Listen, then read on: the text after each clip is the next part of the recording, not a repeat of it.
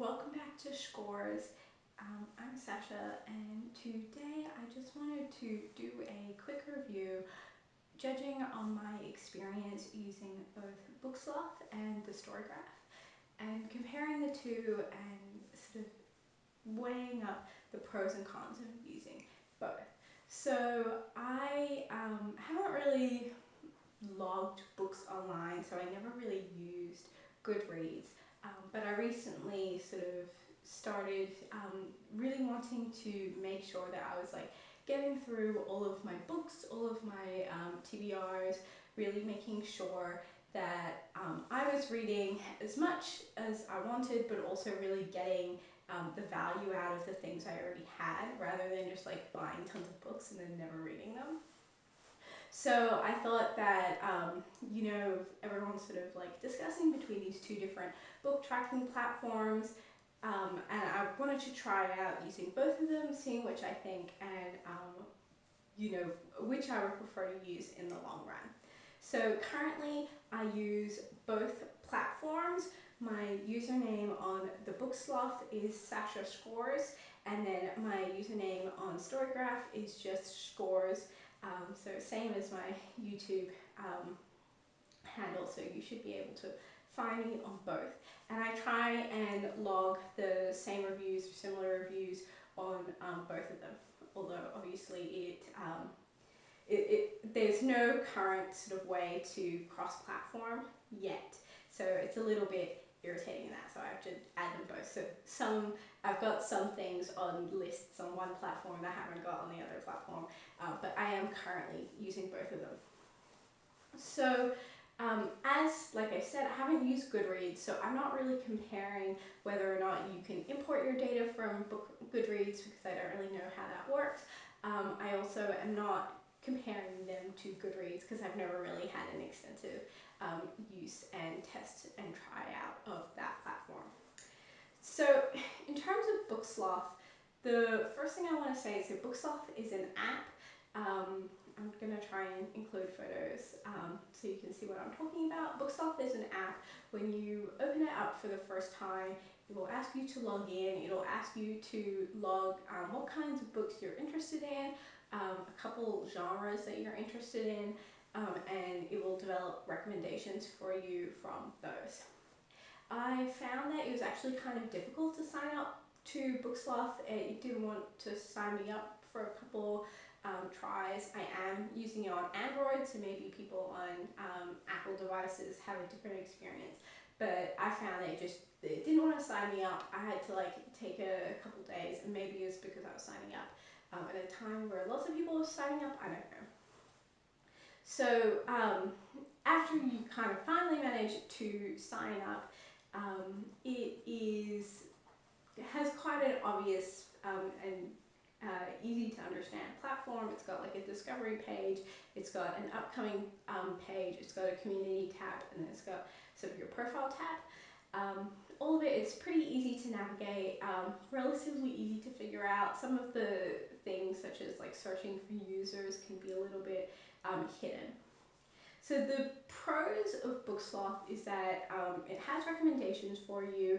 It kind of populates them based on sort of books you've inputted, genres that you say you enjoy. They also have curated lists of other genres or other kinds of books that people are really interested in currently. So currently they've got like a Black Lives Matter sort of curated list of books, and then also a curated list of books on Pride Month, and then a curated list of books for like being anti-racist, so things like that. So it suggests you books not only that you would enjoy, but also sort of books that people are currently kind of looking for, or that are in the sort of global consciousness, and that you might be interested in picking up. So I enjoyed that. I also think that it's got, a profile ability that's easy to find. It's easy to find the community tab. You can kind of see like everyone's posts on the community, so like people can just kind of post to the app, and then people can reply to them in like their own threads. It's not really like a forum, as far as I'm aware. It's more just like sort of a stream of posts. I also really enjoy when you're logging in books. You know, you can log in like books you have read, books you know, your TBR. I think it can log DNFs. I can't remember. I don't tend to log those.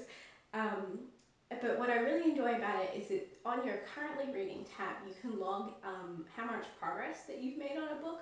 So especially when you're reading a longer book, like for me, I'm currently reading The Priority of the Orange Tree, which is a pretty chunky boy. So it's really nice to just be able to like log my progress and see what's going on there. I enjoy that. I also like how it when you add your reviews, it gives you book elements. So like, you know, was this book inspiring? Did this book have like did it have strong character, strong world building, strong insight? These different factors, and you can kind of filter books and your recommendations based on those factors. And I felt like that was quite original and interesting. So I like that. And this isn't really a pro or a con. I think it really depends on like what kind of person you are. But your reviews are limited to being only 600 characters. So the good parts about that is like you have really short, snappy, easy to read reviews that don't really get very long. The cons for that is that if you're someone who enjoys reading longer reviews or enjoys writing longer reviews, you can't do that on that platform. And especially if you have longer reviews from Goodreads that you're importing, you either have to condense it or it may cut off your reviews. So that might be kind of annoying. The cons I found is that it was really slow to load. I'm currently getting recommendations, but for the first couple days that I was using the app, it wouldn't give me any recommendations in my pile at all, and it currently won't show me any of like upcoming books that are according to my specifications. So like my upcoming books tab is completely empty, and I don't know if that's just me or if that is sort of a problem that you know, sort of wider other people have experienced this. So if you're using it and you also don't have an upcoming books tab, please let me know. I also think it's a bit slow to open the page. It's a bit slow to shift between the different tabs and your different books. I think it's kind of a nitpicky thing, and obviously I think probably the app has gotten way more traffic and way more growth recently than it was expecting. Also, sorry if you can hear my dog. He's like growling for no reason. So I think it's just something to keep in mind. Like, it is not something that you can very sort of quickly and easily log your book and then go. It's a little bit of a process. The Another issue is that you can't give any half stars. If you're someone who's really like decisive and like knows exactly how to sort of put your book into 5 stars, like good for you. I'm not one of those people. I do like the ability to like give them half stars or to say, oh, this book is kind of on the edge of like being great, or you know, like it's like okay, it's you know 2.5. You can't do that on the app, so you're gonna either have to round up or round down and make a really decisive choice as to what you're rating that book. The other thing is that when you add books that are not currently on the app, you have to add them through a Google form. I think this is kind of annoying. This is kind of nitpicky. I find it a little bit unprofessional that I'm like redirected to a Google form. It means I'm also taken out of the app and into my browser on my phone. But it also means that, as far as I'm aware, they don't notify you when they've added your book. So, and I don't know about you guys, but I will like think to add a book, and then if I like can't do it instantly, I might forget to come back and log that book later when it's been added. And also you just don't know when it has been added. So it's a little bit difficult if there's a book that you read that's more obscure, that's not already currently on the app, and that you want to log. So that's kind of my review for Booksloth. Overall, I think it's good. I think it's a nice app. I think it's got a couple of features that I really enjoy, like the ability to see my progress bar, and like I enjoy it. But compared to the story graph, which I'm going to get into now, it's got a couple things that are missing for me. So firstly, the story graph The good thing about the Storygraph is that it is a web browser. It's a web page. So rather than just being a specific app, as far as I'm aware, there's no way to access the booksloth on your desktop. Correct me if I'm wrong though, I'm not sure about that. Um, but so because it's a web browser, there's pros and cons to that. Um, it also is in beta, so it's not sort of currently official. So they're still working on it. They're still kind of updating and changing things. So it's going to be slow on the Storygraph. However, the pros of the Storygraph that I really find is that it's so much easier to add books that are already not currently in its database. Basically, what you do is if you search and you can't find the book on the database, what it will do is you input the name of the author and it will search the web for the book and then import that book's data automatically. I think this is really good because it doesn't it's a little bit slow, but it doesn't take too long, and maybe at max I feel it's taken me a minute for them to find the book that I was talking about and import the data. So I think that it's much more efficient. It means that you're probably going to add all the books that you want to add when you're adding them. I also really like that they have a reading challenges tab. I think that's really good, really helpful, because it's like a fun way to engage in the community. They've got kind of different prompts, and also on your profile it shows how far along you've progressed with your reading challenges. It's also got reading goals that you can set. So if you want to read 20 books in a year, you can set that you want to do that, and then you can log your progress. So I think that's a really good way to incentivize people to keep reading, to make sure that people are still meeting their goals, and have this sort of community space to achieve these different challenges. They've got one currently that's for women focused books. I believe it's about books written by female authors. So and hopefully they're going to add more challenges like that. So it might incentivize you and kind of create a community to read books that you wouldn't already or wouldn't necessarily easily gravitate to, or to make sure that you're prioritizing reading different kinds of books. So I really enjoy that. I also like that on your profile it's got stats on what kinds of books that you like to read, what kind, how long they are, how kind of fast-paced they are, etc., etc. And this really comes from when you log books. It gives you an option not only to rate the book, but you're also able to rate how sort of whether or not there's character development in the book, whether or not the characters are lovable, how fast-paced you felt the book was, how long you felt the book was. So it kind of gives you these interesting points of data that then when you look at other people's reviews, you can see how many people or how many, what percent of reviewers thought the book was fast-paced, or thought the book was had really lovable characters, and that helps you filter your books and decide what you want to read as well. So I do enjoy the ability to check those, although it doesn't necessarily have the same kinds of options. I think the booksloth filtering was more sort of general, what points this book really excelled in, whereas this one is more about evaluating the books on a couple of questions in terms of characters and well-being, and characters and world building and pace. But I did enjoy it. I do really like that. I also like that you can give half stars when you rate your books. Reviews, as far as I'm aware, have a longer cap, so you can write longer reviews on that option. It also gives you an ability to tick which books you already own. I find this really helpful because often I will have books that I'm really interested in reading, and I'll put them on my TBR, but I don't necessarily own them. Or there are books that I've bought and that I really want to read, but then I've never sort of gotten around to it. So I like that you can sort of check which books you actually own, especially for me as someone who reads, not only sort of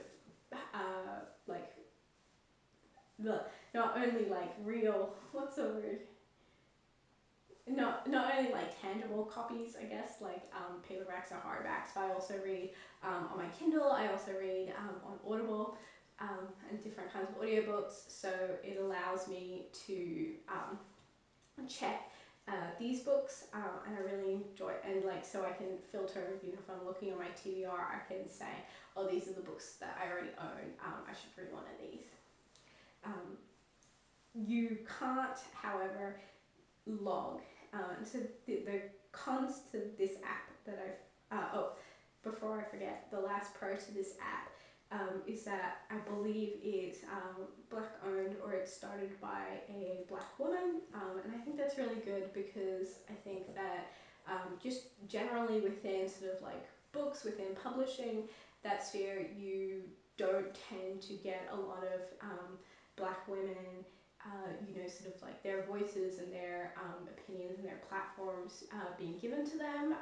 You know, I think just generally the book space is quite hostile to black women trying to break into the industry. I also think that you know, just generally it's really nice to support businesses and entrepreneurship from people who don't necessarily historically have been able to access that kind of entrepreneurship. And you know, I think it's really great, especially within sort of the current climate, that we are supporting and lifting up the voices of black people, especially black women. So I think that's also a pro to Storygraph. Also, compared to Goodreads, it's not like owned by Amazon, so that's always a plus.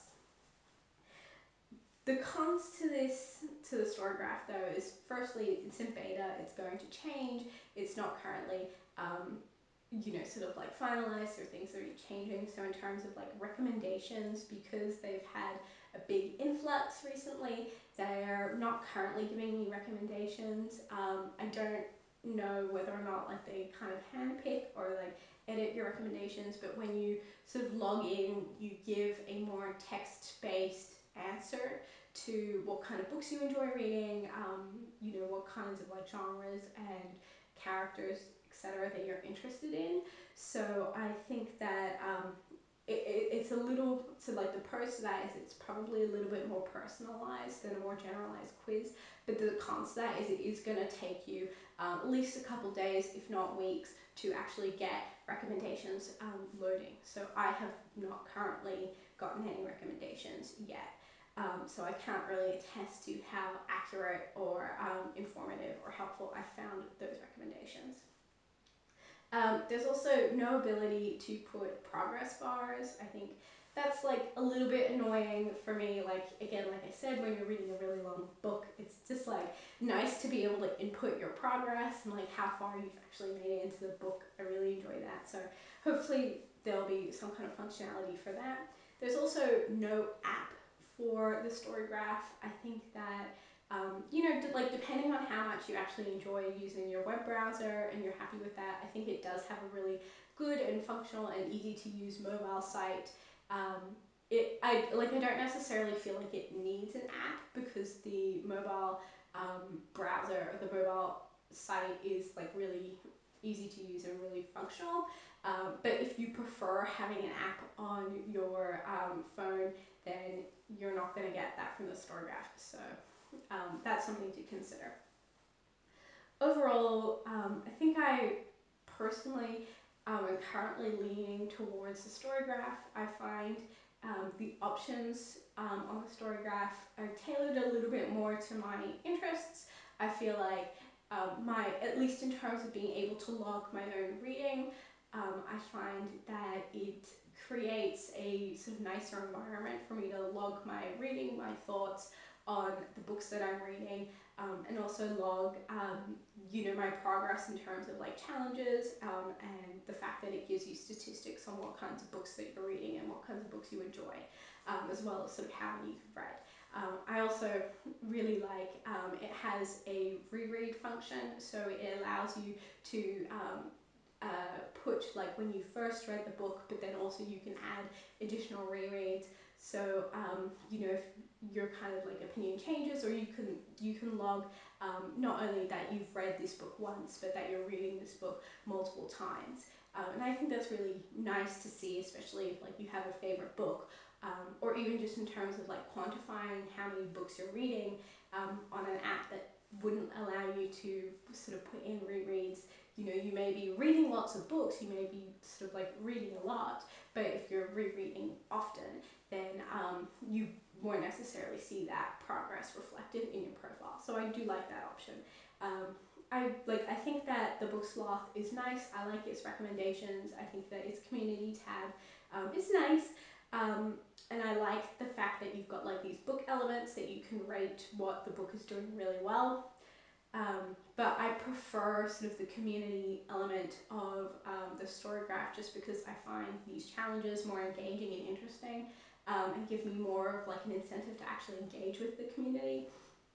I also find that it is you can give more thorough and interesting reviews, and see more thorough and interesting reviews because of the fact that they have a longer space for you to put in reviews, but also things like half stars and the different ways to evaluate books, allowing you to see what people thought of like the characters and the pace of that book as well. So I feel like it gives you a bit of more of a holistic idea of like what you're getting into if you're using this app to find book reviews and book recommendations from other users.